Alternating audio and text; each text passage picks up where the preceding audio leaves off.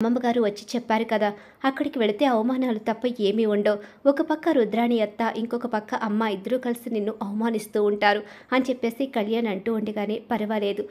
ఇక తాతయ్య అమ్మమ్మ ఉన్నారు కదా, వాళ్ళు చూసుకుంటారు. అక్కడ నా ఇద్దరు అక్కలు ఉన్నారు, బావగారు ఉన్నారు, అందరూ కూడా సపోర్ట్గా నిలబడతారు. ఒక మాట అన్నా పర్వాలేదు, అత్తయ్య గారే కదా అని చెప్పేసి అప్పు సర్ది చెప్తూ ఉంటుంది. అప్పు చెప్పడంతో కళ్యాణ్ వెళ్ళడానికి అంగీకరిస్తాడు. అలా వరలక్ష్మి వ్రతానికి అంగీకరించారన్న విషయం తెలుసుకుని, ఎలాగైనా సరే ఇక్కడ నుంచి అప్పుని తరిమేస్తాను, ఇక నా కొడుకుని నా వాడిగా నేను మార్చుకుంటాను, నా కొడుకు నా మాట ఇలా చేసుకుంటాను, అప్పు ఒంటరిగా ఇక్కడి నుంచి వెళ్ళిపోవాలని చెప్పేసి ధాన్యలక్ష్మి ప్లాన్ చేసుకుంటుంది రుద్రాణి చెప్పడంతో. ఇక ఇలా ప్లాన్ చేసుకుని ఎలాగైనా అప్పుని గెంటేయాలని అనుకుంటూ ఉండగానే అప్పు కళ్యాణ్ వస్తారు. వ్రతం జరుగుతూ ఉంటుంది. వ్రతంలో కూర్చుంటారు. వ్రతం పూర్తవుతుంది. చాలా హ్యాపీగా కుటుంబం అంతా ఉంటుంది. కానీ ధాన్యలక్ష్మి కాళ్ళ దగ్గరికి నమస్కారం చేయడానికి వచ్చేసరికి ధాన్యలక్ష్మి వెనక్కి వెళ్ళిపోతుంది. ఇక ఏంటి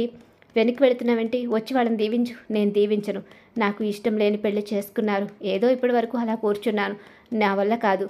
నేను నా కొడుకు ఇక్కడ ఉండాలని కోరుకుంటున్నాను, నేను మాత్రమే ఇక్కడ ఎలా ఉంటాను అనుకుంటున్నావు అమ్మా,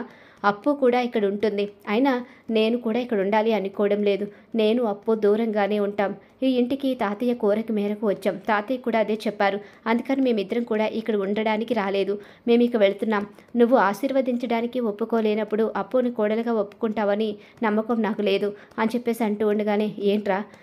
నిన్న కాక మొన్నొచ్చినా ఈ అప్పు నీకు ఎక్కువైపోయింది, నిన్ను కన్న నీ తల్లి నీకు అవసరం లేదా, నీ మీద నాకు గౌరవం ఉంది, ఎప్పటికీ ప్రేమ ఉంది, కొడుకుగా మీ గురించి నాకు బాధ్యత ఉంది, కానీ నా ప్రేమని నువ్వు అంగీకరించలేకపోతున్నావు, నా స్నేహాన్ని అంగీకరించలేదు, ఇప్పుడు నా ప్రేమని అంగీకరించలేదు, అందుకే అప్పుని ఇంట్లో ఉంచి అనుక్షణం బాధలు పెట్టడం నాకు ఇష్టం లేదు, ఇక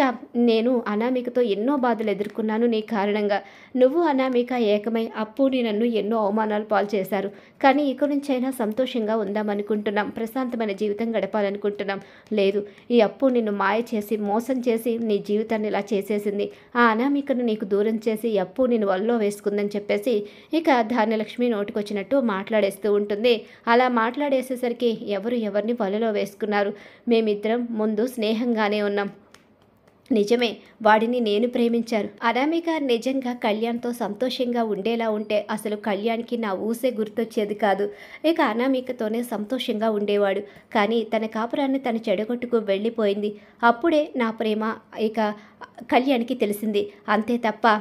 నాకు కళ్యాణ్కి ముందుగానే ప్రేమ పుట్టలేదు, ముందు మేమిద్దరం స్నేహితులమే, మీరు అనుకున్నట్టుగా అపార్థం చేసుకున్నట్టుగా మా మధ్య ఏమీ లేదు, మీ అంగీకారంతో తర్వాత పెళ్లి చేసుకోవాలి అనుకున్నాం, కానీ పెళ్ళైతే జరిగింది, మీ అంగీకారం అయితే లేదు, మీరు ఎందుకు ఇలా మాట్లాడుతున్నారు, నేనేం తప్పు చేశాను, నా అక్కలు ఈ ఇంటికి కోడళ్ళయ్యారు, నా పెద్దక్క ఇక ఈ ఇంట్లో తనంతట తానుగా వచ్చింది, కానీ నా చిన్నక్క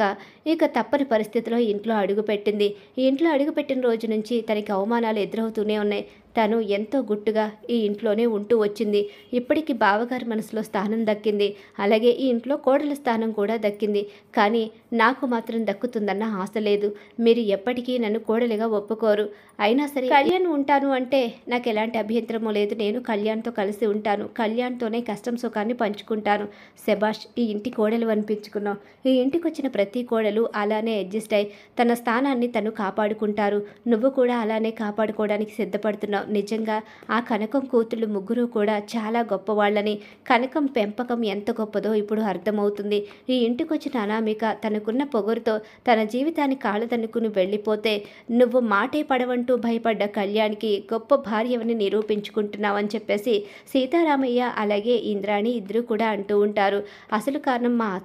మా అత్త కారణంగానే నీ అత్త చెడిపోతుందని చెప్పేసి అంటూ ఉండగానే, నేనేం చేశాను, నేనేం చేయలేదు అని రుద్రాణి అంటూ ఉంటుంది. ఇప్పుడు నాకు అర్థమైంది ఏంటంటే, నేను బయటికి వెళ్ళిపోవాలి అనుకున్నాను, కానీ ఇప్పుడు వెళ్ళను, నా అత్తకి అలాగే నా అక్క అత్తకి బుద్ధి చెప్పాలి అంటే నేను ఇక్కడే ఉండాలి, కళ్యాణ్ అనుకున్నది సాధించడానికి ఇక్కడి నుంచైనా సాధించవచ్చు, కళ్యాణ్కి తోడుగా ఇక ఇంట్లో ఇష్టం లేని కోడలుగా కాకుండా ఇష్టమైన కోడలుగా ఉంటాను అని చెప్పేసి ధాన్యలక్ష్మికి షాక్ ఇచ్చి అక్కడే ఉండిపోతుంది అప్పు కూడా. మరి రాబోయే కథలో ఖచ్చితంగా ఇలా అయితే జరిగిపోతుంది, ఇలా జరగాలని చెప్పేసి ఎవరైతే కోరుకుంటున్నారో మా వీడియోని తప్పకుండా లైక్ చేయండి. బ్రహ్మముడి సీరియల్ అప్కమింగ్ ఎపిసోడ్స్ టీవీలో కన్నా ముందుగా చూడాలనుకుంటే మా ఛానల్ ఇప్పుడే సబ్స్క్రైబ్ చేసి పక్కనే ఉన్న గంట సింబల్లో ఆల్ మీద క్లిక్ చేయండి.